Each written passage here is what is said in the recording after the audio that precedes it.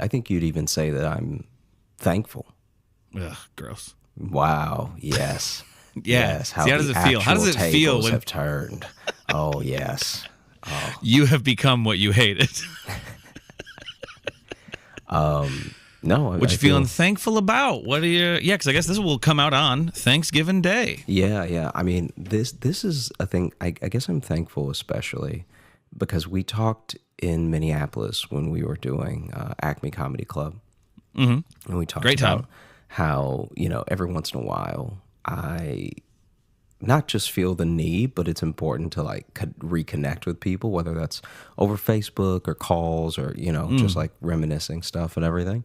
And Exes, you're like a weird ex. and like I think maybe this is just me, but I never really feel I'm self-conscious about a lot of things, but I never really feel that self-conscious about trying to reconnect with someone who I haven't talked to in a long time if we at least left it on friendly terms. Like there are people that you knew in college or something that, y'all were friendly, but obviously after college you went your separate ways and maybe you haven't talked since. And it's like, to me, it's actually sometimes people make it a thing where they don't want to hit people up if enough time has passed at all. And I'm like, well, it's not like you were enemies. You know what I mean? Right. Yeah. Like I get what you mean. Like, I think that for me, I don't know if I've ever had that.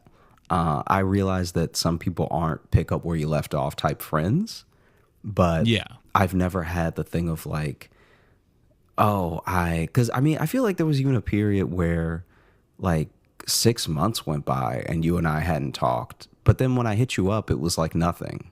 You know what I mean? There was like, this would have been maybe... This would have been like your first or second year in New York. I think it was my second year. Because the first year we were talking a lot. And we were doing those college gigs and stuff too. So we were getting to see each other on the road a lot. I mean, I remember, that year would have been like... Because that would have been after my dog had to have a bunch of surgery, so I was just like working a day job, and like I was barely doing comedy like the amount I wanted to because I just needed to like pay off that debt. And then I think you had maybe just left the Tonight Show, or was finishing up your run there. I had just left or something. Yeah. I think you were already working there when we were doing those college gigs. But and now, fuck, a week to not talk to you would be just the best. I'm kidding. No, I literally, honestly... Say how you feel. Honestly, I know I just said that. I said that just to be a dick. But I genuinely had the thought this weekend, that because we got to just hang out in Minneapolis, and I thought, it is cool we do get to see each other as much as we do. Yeah, it actually just made me happy that I'm like, oh man, because especially for starting in Chicago together and then we do not live there anymore, either of us. Yeah, it would be real easy to not see each other. Yeah, for sure. Oh, big yawn at that statement. Cool. Makes me feel validated. Makes me feel loved. Yeah. Maybe take a week off of seeing me, and you'll feel the validation better about myself. Again. I say all that to say that it's like every once in a while I'll hit somebody up and we have like chop it up for a little bit, and they'll remind me of something, or like talking to them will remind me of something happened with another person that they didn't even mention, and I just feel like it's such a treasure. Like this is gonna sound very corny, but I think that when you are using socials right, and like using things to actually stay in contact with people, it is one of the best things that I think we've ever done. Like, it's almost always the worst. It's like 9% the worst. Oh yeah. It's like literally ramping up and exacerbating mental illness. You know what I mean? Oh, for sure. But I think that if you really do use it as like a forever yearbook, and you hit people up or just tell them that, like, the amount of people who have just reached out to be like, hey, I know we haven't talked in a while, but I'm really proud of you for, like, I remember you used to say you'd like to do comedy or something, and now you're doing it, or, like, stuff like that is actually like real soul fuel, like I think that it makes me really happy that you never know. I guess without sounding like self-deprecating or anything, but it's like you don't know who needs to hear certain things, and I almost always need to hear certain things, and so it's like always nice when needy, someone so is like needy. Yeah, and and so I said all this to say that I was chatting with a friend, and I know that on the Thanksgiving episode, not only do we sometimes at least say what we're thankful for, but we also tell Thanksgiving related stories, Have we ever said we're thankful for? I feel like this is I thought I said I was thankful for you one year. That doesn't sound like you. Okay. Well, maybe it never happened. Maybe I just said it in my head and then we didn't actually say it into the mic, because that's just as likely. No, I think we did. I'm kidding. Sorry, I'm being a little stinker. Okay, I'm feeling saucy. Wow, stinker. I'm being a little stinker right now. Wow. We had a great weekend at Acme. You were just on the Late Show last night. Oh yeah. It was cool to see. I always love seeing you on TV. It's been a little weird because today I'm getting messages congratulating me on your success, and I'm not quite sure what to do with that. Yeah. But I'm very proud of you. Yeah. I will say sometimes when sometimes I will not be doing a touring show. I'll just be doing a regular show in New York, like a spot. Right. Like a spot. Yeah. And people will be like, so is Logan coming? And I'm like, I don't think that they could pay him enough to come do these 10 minutes in Brooklyn. Yeah, it's that interesting thing of when you kind of intertwine careers with somebody. Yeah, it's like, wait, he's gonna be in Tacoma and Denver, but Brooklyn is not as glamorous of a spot, Well, I love doing it. I love going to Brooklyn and doing shows, but I need to string together several to make it feel worth it. Yeah, and they would have to be less paying. Lucrative, we'll call it. Yes, yeah. Yeah.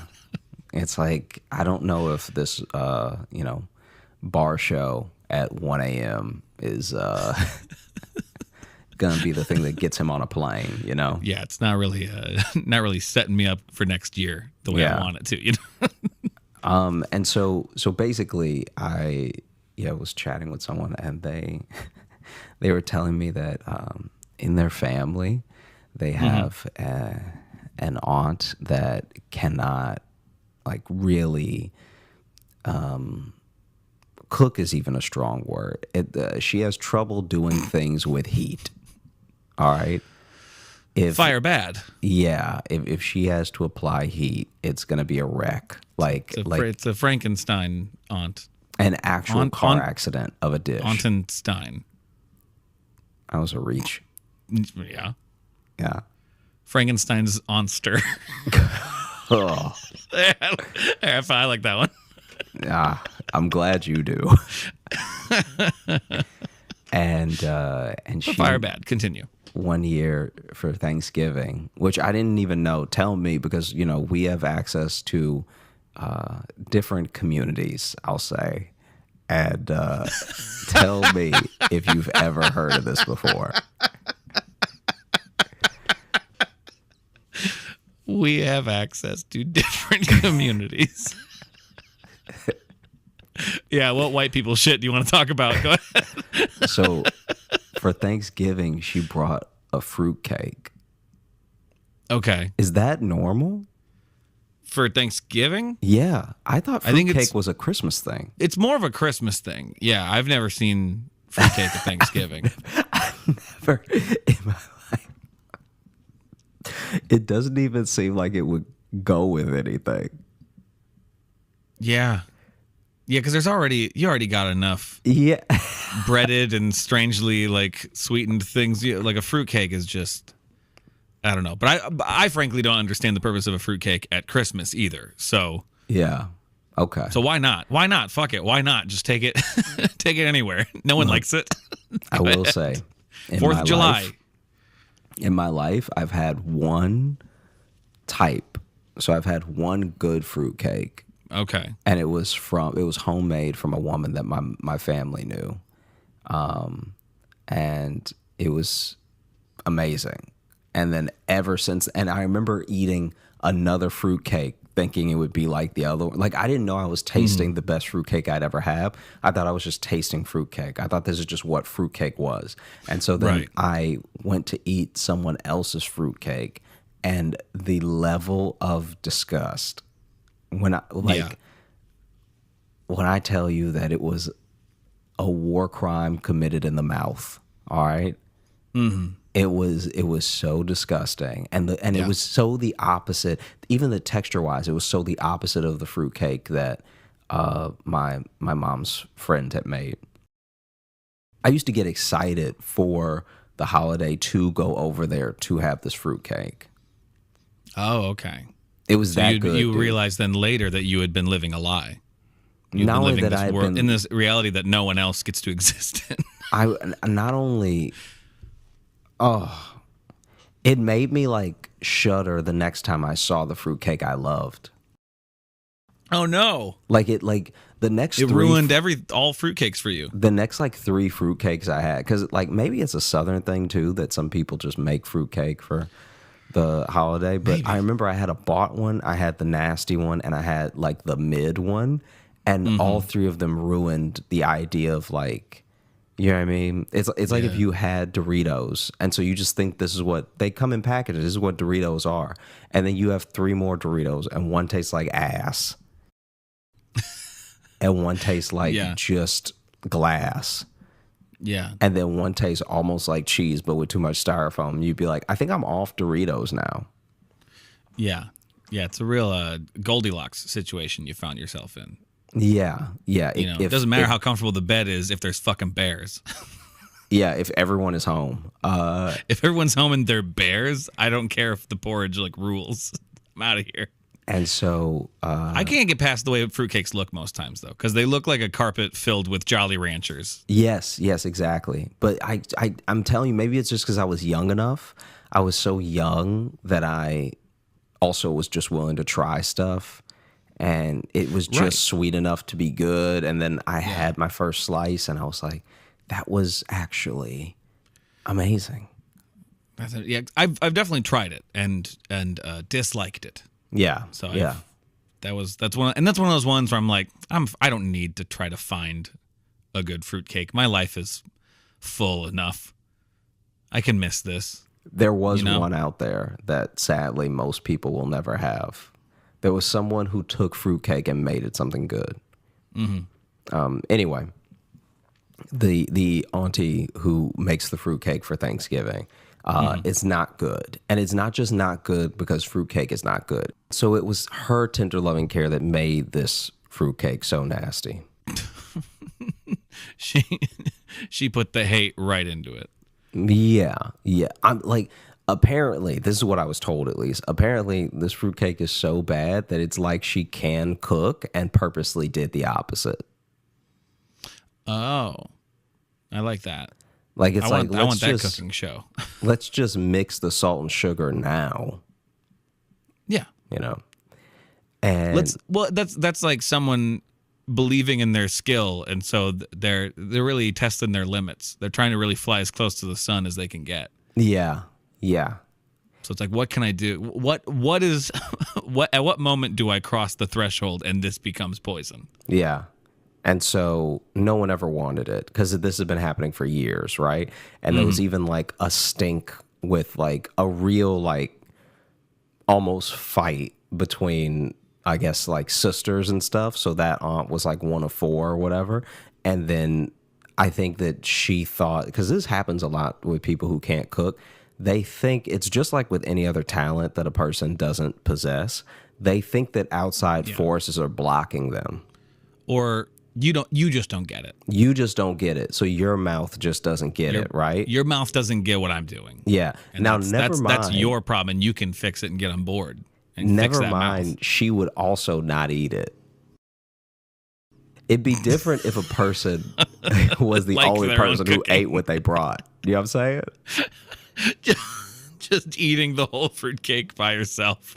Yeah, like if you guys don't want it, I'm gonna eat all of it. I'm gonna eat it all. And so it's not even that situation where she's sitting by herself eating the fruitcake and she's the only one, right? Mm-hmm. Like, you know how some people try to guilt you, like, this thing that I brought sure is good, you know? Right, yeah. And so, so it's, for 1 year, it's the fact that the placement on the table, people couldn't reach it, which is also a ridiculous, like...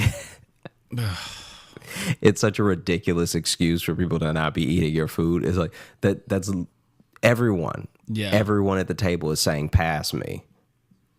So if they can't reach it, they don't want it, is what's happening, right?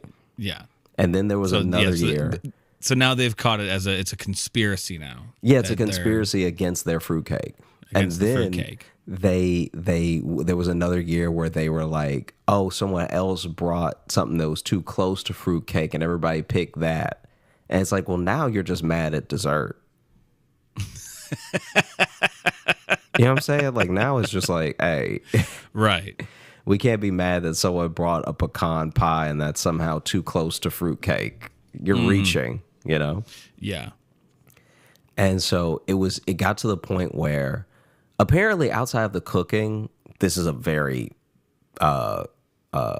decent, good family member, right? Like, this is their one hang up. And it's the one thing that they all argue over, you know, like not even politics or anything. It's just like, why won't anybody eat my fruitcake? And so basically they decide just as a family, you know, like those there's the family text chain and then there's a family text chain with the people that really don't need to be in there. Right, yeah. Okay. So in the tight family text chain is just how I'll refer to it. In the tight-knit family text chain, everybody's like, what are we going to do this year? This is like 3 years ago. What are we going to do this year? Because we can't have another, like, argument over this fruitcake. I'm just not having it, you know? And it was like, and apparently a lot of family will come as well. So it's like embarrassing because the side of the family that's hosting then gets embarrassed because it looks like they're just crazy.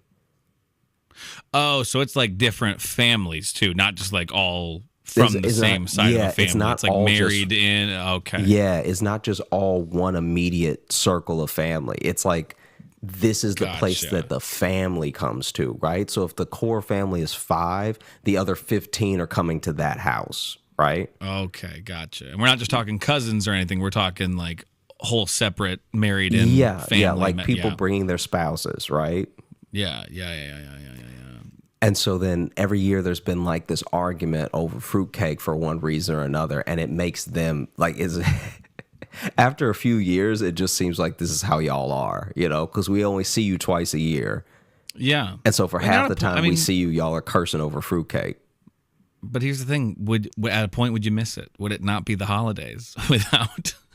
Apparently, it would be a better holiday, is what I'm told. Right? And so then in the tight-knit family text chain, they were like, we got to do something, right? And so they were like, okay, this year. Now it is a conspiracy. It is a conspiracy now. Like now it's actually a self-fulfilling prophecy. It's an actual fruitcake conspiracy now. They're actually yeah, it's really happening. And so now they're like, what we need to do is act like everybody wants it, because then it'll just die down, because the aunt cooking it is the one that's like, she's like watching it now. Like now it's become a point of contention where she'll just be watching the cake the entire dinner, right? She she really, like, people try to talk to her about other stuff and she just going, let me see if I can do the face. She was just going like just nothing but that slacked, like, because she's watching the cake. Anyway, they're like, we all need to act like we want it, and so that way it won't even be a discussion. We could even maybe take it off the table and be like, oh no, I want to take the whole thing home. And so they honestly had like a little play rehearsed of how they were going to handle this. Because she brought the fruitcake, right? Mm-hmm. And then when she brought it, there was one sister that was like, oh, if you wouldn't mind, I want to just take this fruitcake home, because I'm having some people over, right? And I would love to. And I don't want them to stay long. I'm having some people over, and I would love for them to have this, because, like, I already had to cook and bring stuff for Thanksgiving, and the Friendsgiving. I guess the Friendsgiving was going to be right after Thanksgiving at her house, whatever. Gotcha. Yeah. And so she was like, "You have to just let me bring this, and then I'll use some of the food that I didn't bring today." And then the aunt was like ecstatic. She was like, "Oh yeah, oh wow, that'd be great." Like, she's like so taken aback that somebody wants it in general. She doesn't ask any follow-up questions, anything, right? And so she's like, "Oh, that's great. Okay."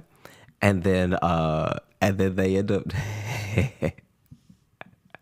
they end up really hamming it up, because now that it's not on the table, and now that it's like in the kitchen, packaged, ready to go home with the other sister. Now they're like, ooh, because now people who are bringing a new person, so there are people who brought like boyfriends and girlfriends, stuff like that for Thanksgiving. Now they're like, ooh, I wish Sean would have been able to try that. Oh, yep. Here it is. Here's where it falls apart. But then they're like, no, but we can't cut it though. It would be weird to cut it because it's going to be on the table tomorrow at my Friendsgiving, Yeah. So now people are hamming it up knowing there's no consequences to their actions. See, and that friend being like, well, we can't cut it. It's going to be on my table. That was them being like, guys, don't fuck this up. Yeah. They were trying to be subtle about it, but trying to be like, guys, do not ruin. Yeah.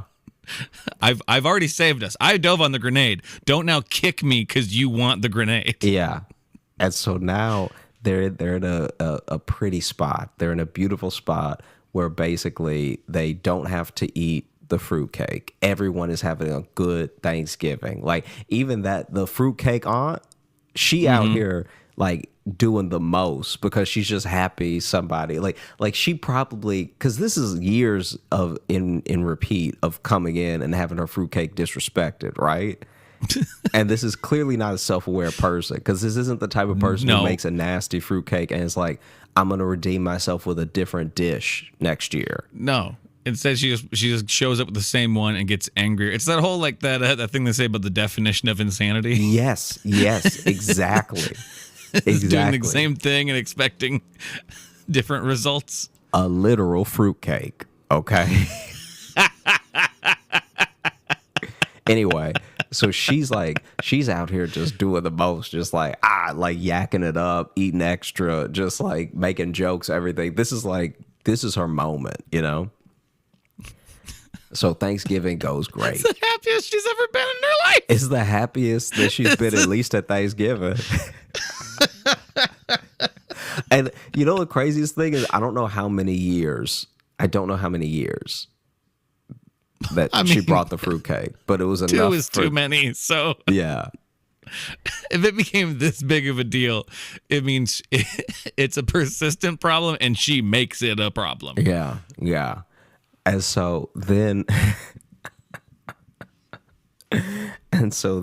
they all make it out scot-free, right? And there really was, the sister really did have a Friendsgiving the day after Thanksgiving, right? Mm-hmm. And she's told her friends about how terrible this fruitcake is, so now they finally get to see for themselves. And lo and behold, day comes Friendsgiving. Guess who shows up? Oh shit! To watch you were too specific to about watch the them plans. eat it, I guess. Completely uninvited. Her sister shows up and it's like, oh, hey, I brought, and this is the craziest thing. This is how you know this person is an agent of chaos, right? Mm-hmm. She comes to the Friendsgiving uninvited, but then brings a store-bought pie. She already got the fruitcake, so she's technically already contributed, but she brought a store-bought pie just to, I guess, have something in her hand when she showed up, right? Uh-huh. And so... Please tell me that fruitcake is already in the garbage. Please tell me that. Look, you can't be out here guessing next steps.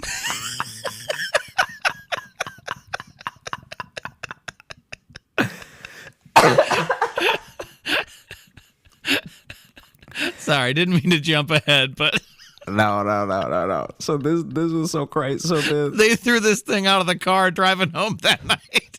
No. They did bring it home, but it's in They did bring it home, right? Okay. And they literally brought it home for safety because they were like, if we throw it away here, there's always a chance she might outstay us, or like that she might come back and forget something and see we threw it away, and then we'll never hear the end of it, you know? Yeah. She might do a sweep of a nearby field. We gotta. They even brought it home for safety. And then this woman shows up with a store buried it in their pie, yard. and then was like, I was just, I was wondering if I could join you. It was so good to see family, and I'd love to meet some more of your friends, blah blah blah, right? And it's also her sister, so it's like it's almost weird now. She's like, you can't stay here. You know what I mean? Yeah. And so before you continue, my arc with this woman has been, at first I weirdly kind of respected her because just the pettiness. The pure pettiness of just like, know what, I'm going to keep making the same thing and they are going to like it. And I'm going to make a deal out of it.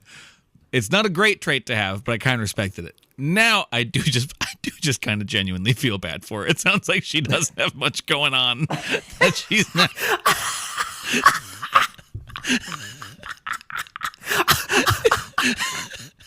If just the thought of someone maybe trying her fruitcake is making her show up unannounced, now I just kind of feel bad.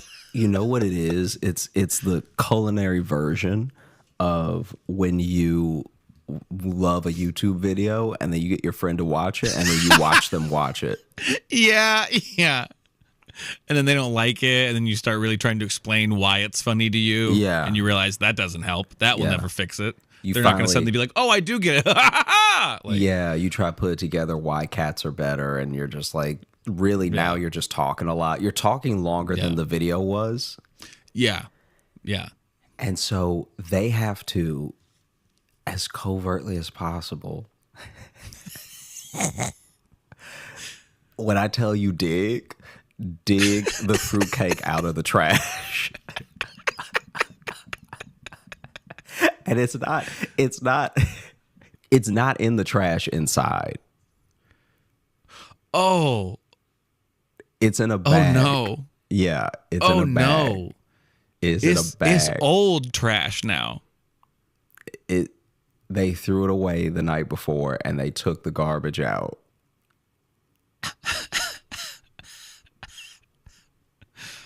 Oh. I hope the cans are at the curb too, so they have to distract her so they can sneak out the front. But basically, they have like a couple of friends without knowing it even, right? They are getting friends unknowingly running interference on her so they can go dig this fruitcake out of the trash, right?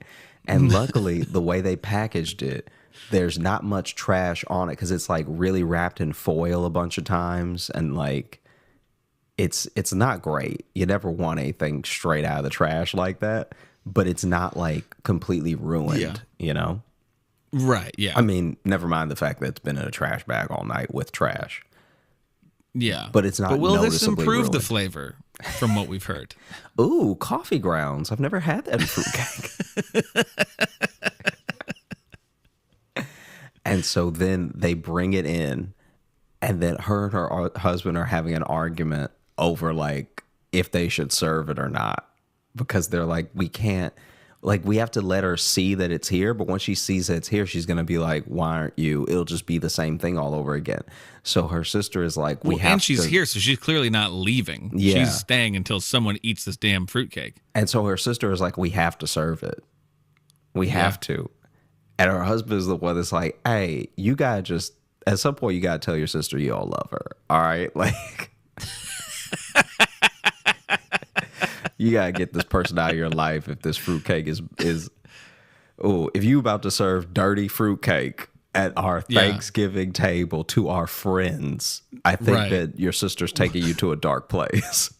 While your sister eats a different dessert, we're going to feed our friends garbage.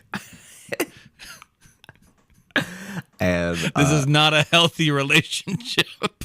And basically, a husband lost. Wife walked out, and they served dirty fruitcake at their Friendsgiving. That was not. It wasn't redeemable. I don't know what she thought would happen by giving it to strangers. Like, maybe she thought strangers would be so polite that they wouldn't, like, they'd act like they liked it or something, and she'd be scot-free. Apparently, two people, like, what's the right adjective? Apparently, two people, this is from what I'm told, two people, like, vehemently spit it out. Like,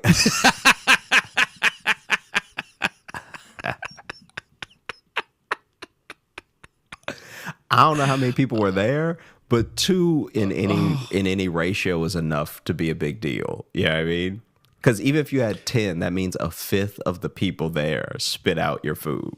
I mean, well, just especially, like, no matter, even if one person had done it and there had been 50 people there, I think it still would have hurt, because this woman was showing up specifically just to see anyone eat and enjoy her fruitcake, which now all she's done is prolong the disappointment. And now she's going to start showing up to this Friendsgiving every year. Because then this is the other thing that ends up happening.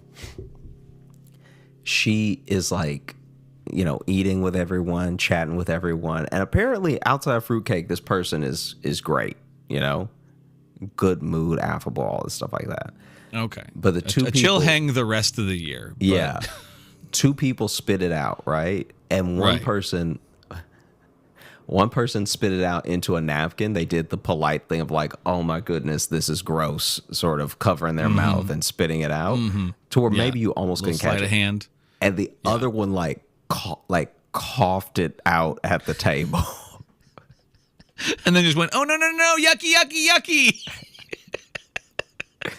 And so that's what it was like. Oh, this is up now, right? Yeah.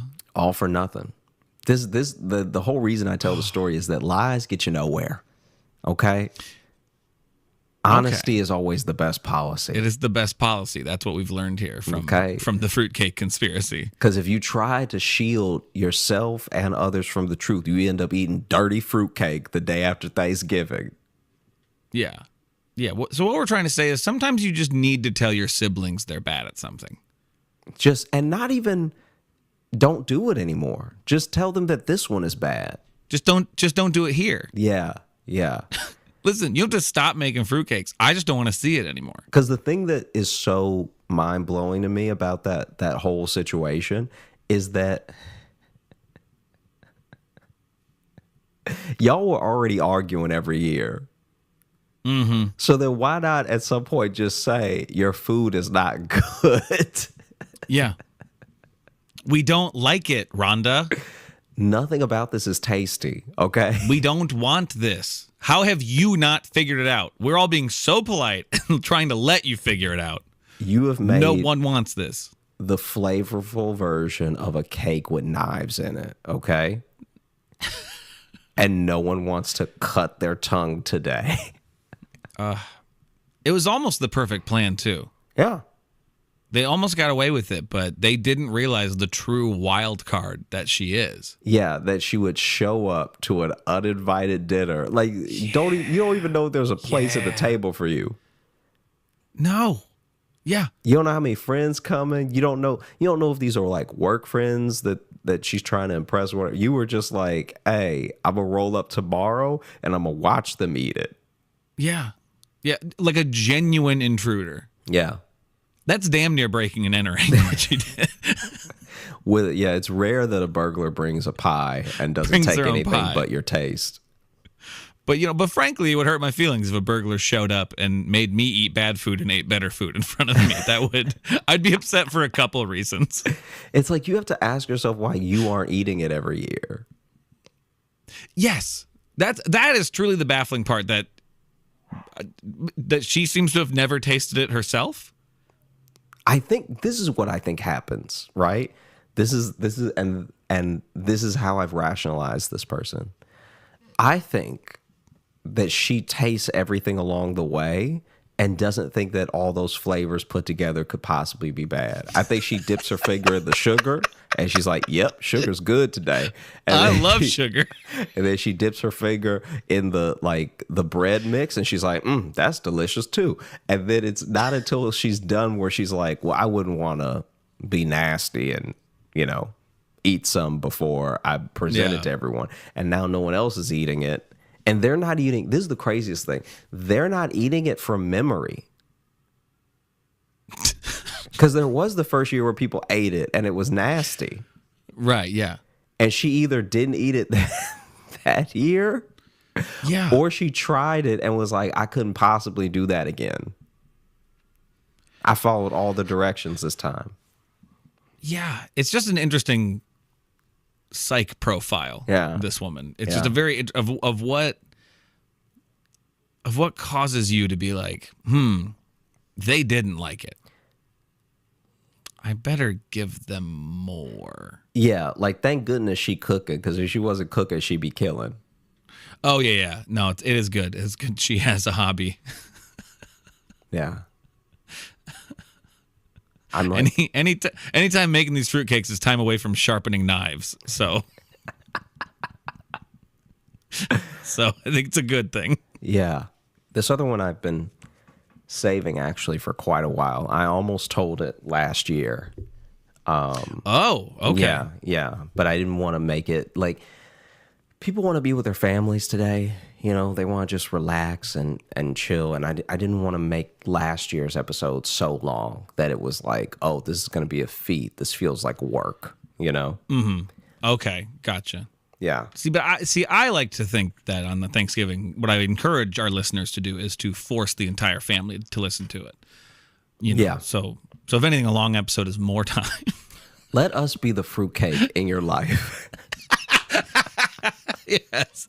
Let us be the thing you hold your family hostage with. Yeah. Basically, this is wild because this is like old. This is like in his family's like lore. Okay.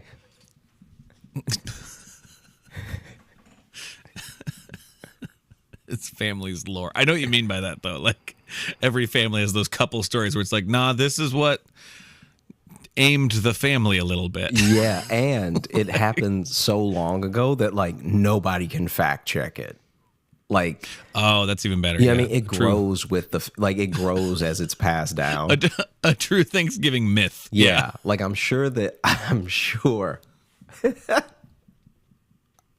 I'm positive that this version is like probably juiced up from the version his mom told him. Oh, for sure. Yeah, I mean, yeah. Anyway, I honestly love hearing those stories when you hear them and they're a family story like that where you can tell none of it's true, but it's still charming. Yeah. Where you're kind of like, oh, so many people have told this story that it truly does become like a fable. Well, it's no longer a human story. This is what's like crazy. All right, they know some of it is a fact. It's just the details around it that can't be known. You know what I mean? Like, okay. like he said when his mom told him she was doing voices and she was like, you don't know what those people sound like. Don't do that.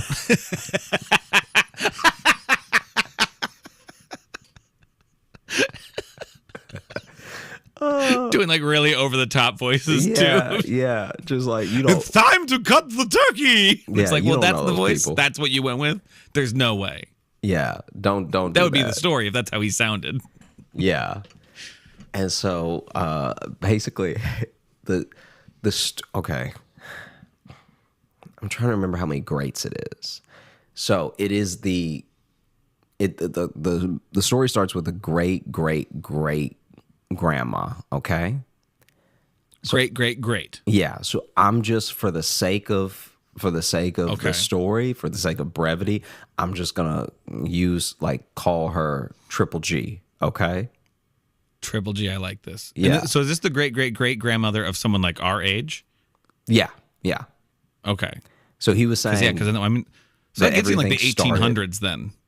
Maybe he didn't give me a year. I mean, like, no, right? But I'm saying potentially a great. Like this could. So this is This could be going back to the Civil War right now. Yeah. This is the furthest back one of our stories have gone. Great, right? And this is also when there were no supermarkets. There were just like you would like go to the butcher or you go to the general store or whatever, right? Right. Okay. So I don't remember what the cut of meat was, but it basically starts with Triple G going to prepare for Thanksgiving, right? And she's trying to get a specific cut of meat, and there's this lady in line in front of her that like, and not quite in front of her. Like apparently this is how the whole dispute starts.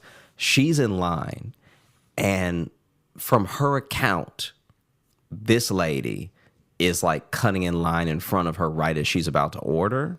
But that lady like is convinced that she was in line, and that woman's run up behind her to try to like jump the line. Okay. But they're both trying to order the same cut of meat. Okay. And so then they're arguing in the store, and the butcher is finally like, listen, I don't know who was here first, but I'll tell you what, I was just King Solomon this, and I'm going to give each of y'all half. All right? Nobody getting the full order because it's the last cut anyway. Okay? Yeah, okay. And so they both went home upset. Right. But with a little bit of the meat, right? They got some meat, yeah. Yeah. And then, like, maybe the next day, they saw each other just in general at the store, and there was some like passive aggression that was taking place, right? Okay. And then the next day, right? So the day after seeing each other in a different market, all right? Triple G is out with her husband, who's, obviously also Triple G, okay? He goes to the... So we've got like 6 G's right now. Yeah. We are stacked heavy, okay? So then Triple G and Grandpa Triple G are out, and they're having a day, because this is like maybe the day before Thanksgiving. And so they're going out to eat at some restaurant or whatever, and then he goes to the bathroom, and she sees the woman from the other day, right?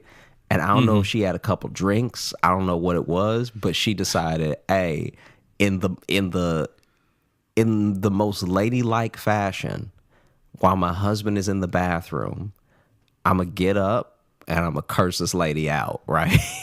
There you go. And so then they ran into each other, had words again, okay?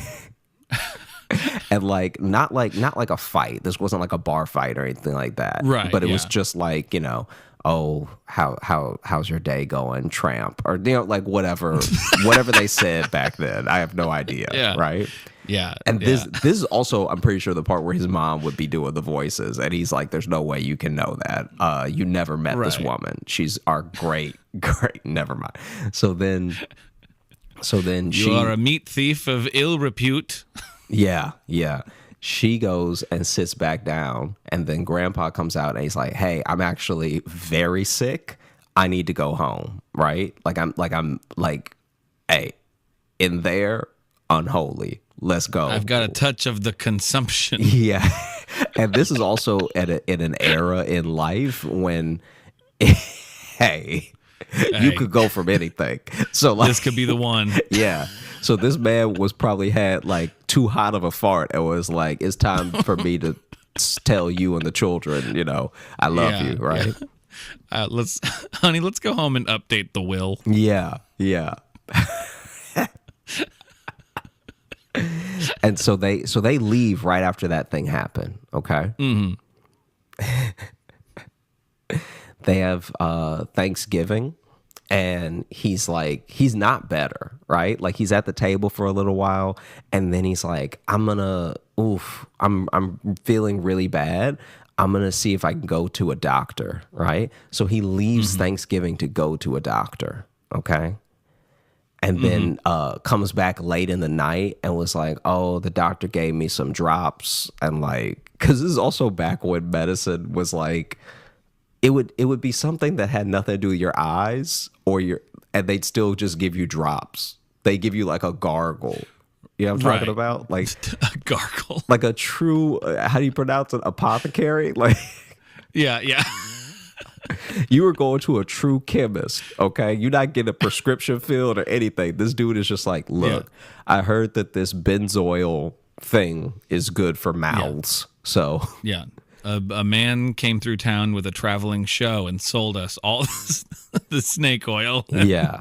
So gargle with this 6 times a day. Here's your oils, and now also I'll cut your hair because I'm the barber too. Yeah. And so he's in some bloodletting. Yeah. Boy, this is a wild time in history. Yeah. He comes back late in the night. And she's like, oh my gosh, we were so worried. Like, I almost went to the doctor to check on you because you had been gone. He'd been gone for hours, right? Like, it's dark when he gets back. Yeah. And he's like, oh no, the doctor gave me some drops and said I should be all good, and in a couple days, whatever, right? And I don't know what this man's job is, but he just constantly for the next few weeks is cutting out of work, cutting out of dinner, cutting out of like all this stuff to go to the doctor. Because he's like, and it's different problems now. So sometimes it's his breathing, sometimes it's his stomach, whatever, right? And then one night, Triple G, she suspects that something's up because she's like, nobody's this sick that doesn't die. All right. Not on my watch. Yeah.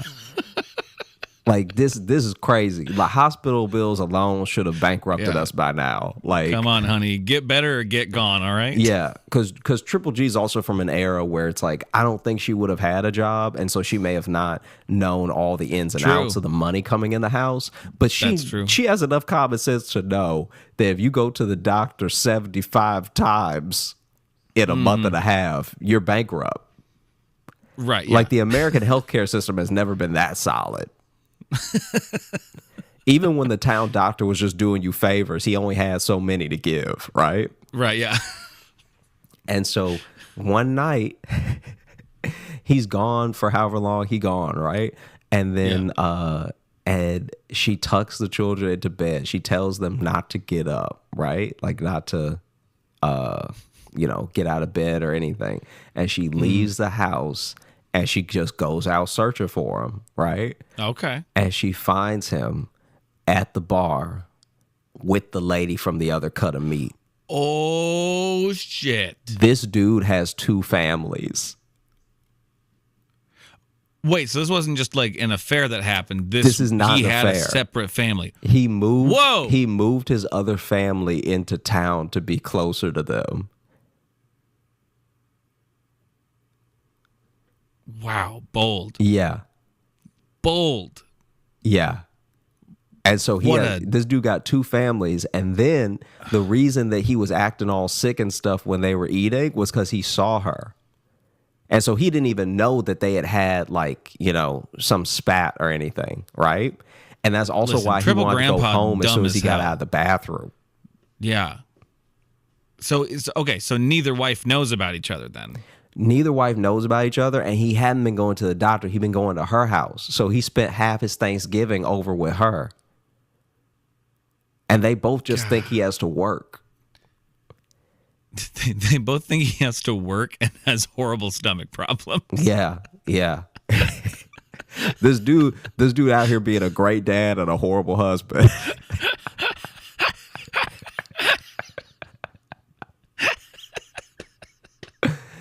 So this dude has 2 families. She sees them together and she waits for them to come out, and then she just freaks out on both of them, right? Like like losing it. And then the woman that she ran into that she got the problems with, right, is the other wife. But now she's like, wait, how do you know her? Because this is the person that I Yeah. was telling you about, right? Like, she's the Yeah. reason we didn't have good mutton or whatever for Thanksgiving. And she's like, no, you're the reason we didn't have good mutton or whatever for Thanksgiving. I don't know what the meat was they were arguing over. But Let's go with mutton. Let's go like this. but yeah. So then that dude had two families. And yeah, they don't know, like, obviously no one knows like the full ins and outs of everything that transpired and stuff, but he said he knows the skeleton of the story is true because that's how he has his cousins, because his cousins are from that. So they know there's two families from one guy. His cousins are from the other family. That. So then for every one of him, there's another guy telling the story about like, yeah, our triple G was in line and then this lady behind her tried to cut. Yeah.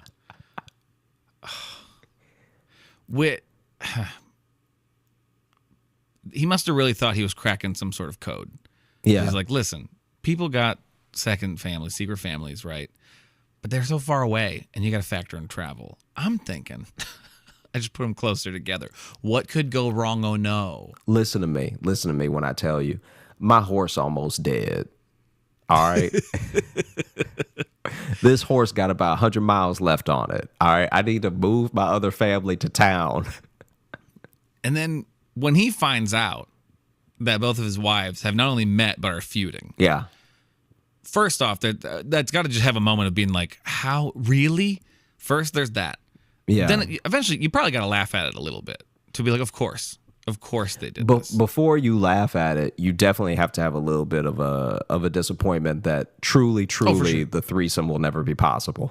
No, never, because they have met and hate each other. Yeah. But also, there also has to be a little moment of therapy, because now, basically, with one of his wives, he gets to just openly complain about the other wife. What's really happening here, though, is that he's like, oh, okay. When you say a moment of therapy, like, I think the most cathartic feeling could be like, oh, okay, it already went as poorly as it could possibly go. I think there's that, but then also think about if your wife is complaining about this other lady who sucks. She's like, yeah, that's the lady who cut in line. I hate her. And he can just be like, sounds like a real bitch. Yeah. And let me tell you something else about her. All right. Her cooking isn't all that great either. Yeah, she was going to waste that meat. I'll tell you that right now. Yeah. That dude probably knows who cooked the best mutton, everything. He got to hold it back. He got to go. That's probably why he left his first family, was like, I know the food's going to be bomb at the other wet. Like, yeah. At the other Thanksgiving, there's going to be like, ooh, better fixings is all I'm saying. Wow. All right.